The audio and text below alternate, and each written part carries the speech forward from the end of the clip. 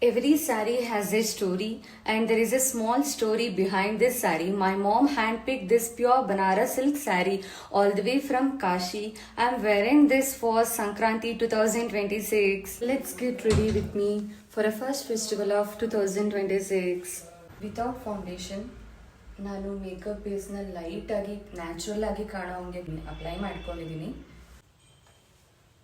HUDA ಬ್ಯೂಟಿದು ನಾನು gold palette use ಮಾಡ್ತಾ ಇದ್ದೀನಿ ಆ್ಯಂಡ್ ವೆರಿ ನ್ಯೂಡ್ ಶೇಡ್ನ ತೊಗೋತಾ ಇದ್ದೀನಿ. ಐ ಮೇಕಪ್ ನನಗೆ ತುಂಬ ಹೆವಿಯಾಗಿ ಬೇಡ, ಸೊ ನಾನು ವೆರಿ ಮಿನಿಮಲ್ ಆಗಿ ಐ ಮೇಕಪ್ನ ಮಾಡ್ಕೋತಾ ವಾಟರ್ ಲೈನ್ ಕೆಳಗಡೆ ಸ್ಮಡ್ಜ್ ಮಾಡ್ಕೋತಾ ಇದ್ದೀನಿ.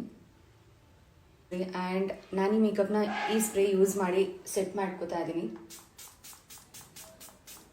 My Dyson hair straightener to set my hairs. Wearing this small simple multicolor chain which suits my saree. Makeup done. Hope you like my makeup video.